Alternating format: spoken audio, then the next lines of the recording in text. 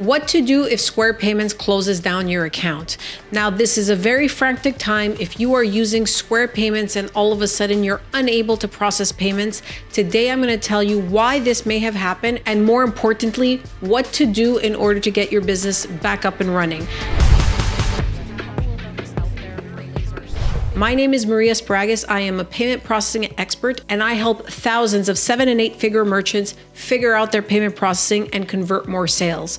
And today I'm going to talk to you about Square Payments and why they would shut down your account. And like I said, what you can do later. And listen till the end because I'm going to give you a very, very important tip on how to make sure that they don't hold any of your money and you can get access to your funds as quickly as possible. So first, why did Square shut down your account? Now, something that seems a no-brainer that a lot of people don't think of is sometimes Square sends over an email or some kind of notification in your admin panel asking you for more information or to update your ID or banking information and so forth. So the first step is to take a look to make sure that you've fulfilled all their requirements. Have a look at your email to see if Square Support has sent you anything.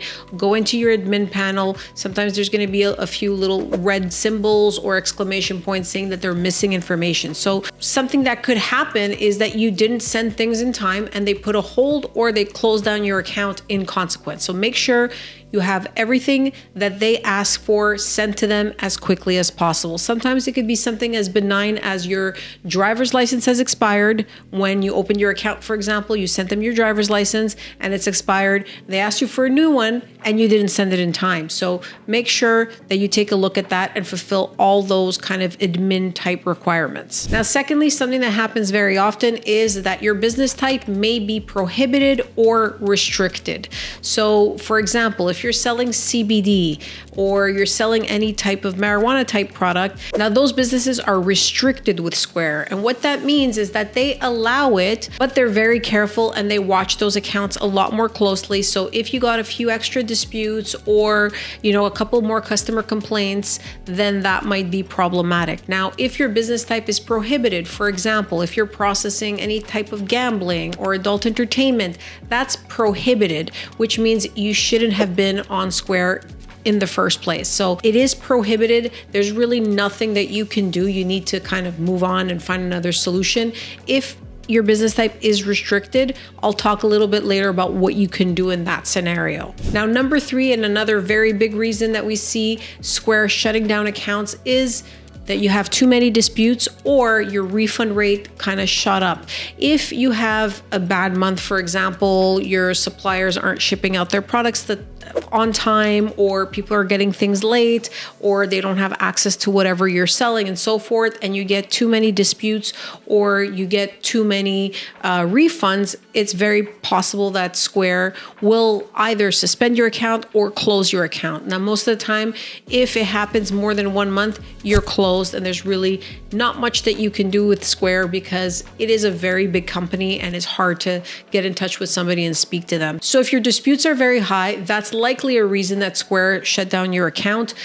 Now, you may say, well, I only got 3 or 4. It really is a percentage. So it depends on how many sales that you have versus how many disputes came in. And if usually you get, 1 dispute per month and then all of a sudden you got 5, that it falls outside of the norm. So you've probably triggered their algorithm for fraud checks. And again, they take a look at your business. If they feel it's iffy or risky, they close your account.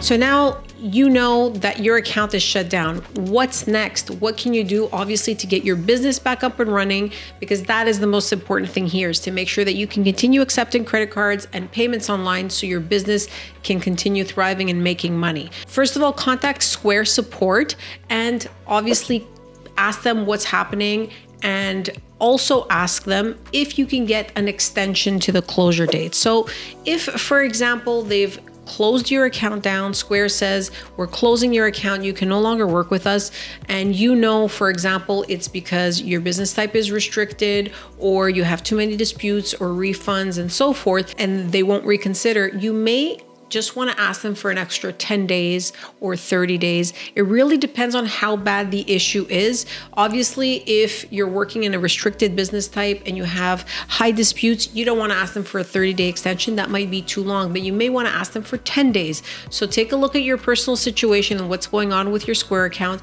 and then try to ask for a 10 to 30-day extension.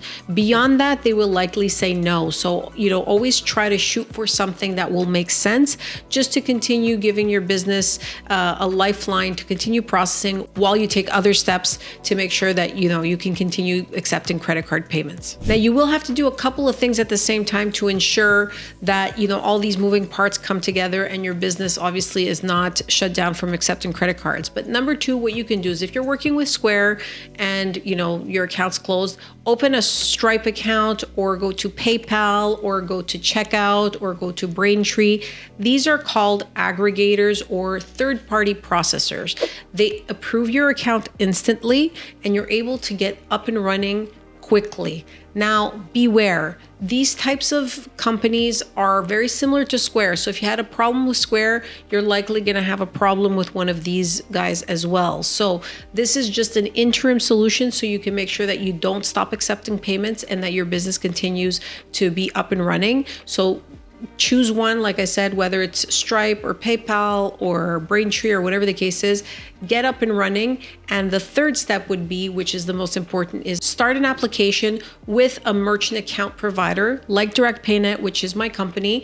And you can actually, at that point, get yourself a direct merchant account. Now, what the difference is between a direct merchant account and a provider like Stripe, Square, Checkout, and so forth, is that we will underwrite your account. So what that means is that we send you an application, we take a look at your business, we review everything on your website, your sales, and your supporting documents like your IDs and so forth, to make sure that all of it makes sense, and then we approve your account. So once you're approved, you can feel very warm and fuzzy that somebody has actually looked at your business and said, yes, we can support this business. Versus companies like Square and Stripe and so forth, they approve everybody, and then once there's a little hiccup or they do reviews periodically, they shut you down with zero notice, even if things are going well. So remember, it's always a good idea to get yourself set up quickly with a third party like Square, Stripe, and so forth. But then at the same time, start your merchant account application with a company like DirectPayNet. We work with tons of high-risk merchants and tons of merchants who are prohibited or restricted with, Square or Stripe and so forth. So reach out to us and we'll definitely be able to help you. I'll put the contact details down below.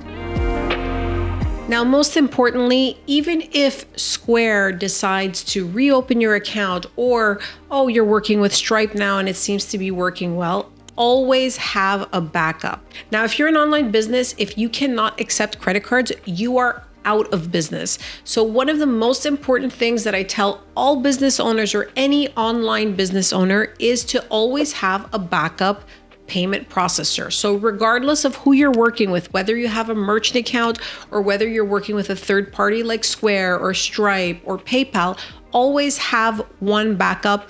Use it for a little bit of your transactions. I usually say 10 to 20% of your transactions should go to your backup payment processor, because you will avoid a lot of headaches if somebody, for example, shuts you down like Square, or for example, Square has a technical issue and they have to be offline for 5, 6, 7 hours. So you have to keep in mind, payment processors like Square and Stripe and so forth have, downtimes, so that it's possible for a couple of hours a month it could be down. So it's always good to have a backup in these scenarios. And if Square closes your account and you have a backup already in place, you could just shift your transactions to your backup and then start the process for getting another backup. But it won't be a frantic situation, because you will have something in place in order to continue accepting credit cards for your business.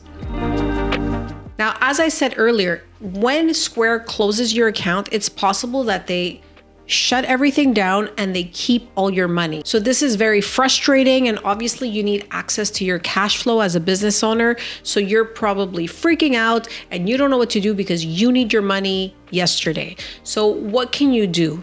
Now, Although you want your money as quickly as possible, I would advise against trying to get your money as soon as they close you down. The reason is the first couple of weeks after they shut down your account, you will likely start getting more refund requests, disputes, and so forth. And Square wants to see the flow of the disputes and the refunds before they give you your money back. If you ask for your money too soon, they might just shut you down and say, no, we're not giving you your money for 6 and even up to 9 months. So I would say you let it rest, if possible, for 3 weeks to 4 weeks. And then once the 3 to 4 week period passes, then you contact Square support by email. And if you can, send them a letter, an actual physical letter that you sign, that you send with tracking to their head office, and ask for a signature required so somebody can actually read that letter. And I would address it either to the office of the president or to their legal department, so you can make sure that somebody reads that letter, and then ask them to release at least 50% of your money or more. It really depends on the reason that you were shut down. If it's because your disputes were too high, they will not want to give you all your money, because they have to be able to have some money left to be able to pay out any other disputes that come in. And since you're not processing, they won't be able to use any new sales to counterbalance any disputes. So keep in mind to ask for a reasonable amount. Usually I say a good starting point is 50%, but if it's because your business is restricted and they just figured they don't want to support your business anymore and you don't have very many disputes and so forth, you may want to shoot for 100% of your money. So that is the way to make sure that you get your money the quickest possible. And if you ask for it too soon, as I said, you may actually cause more problems and more delays in getting your money. So try to wait, at least 2 weeks, but ideally 3 to 4. And I hope this episode was useful. I have tons more content that can help you whether you're working with Square or Stripe or PayPal. These are very similar steps, but if you have any specific questions, or if you need a merchant account or payment processing facilities because Square has closed your account, please feel free to reach out to me or a member of my team at Direct PayNet, and we will be very happy to help you. Have yourself a great day.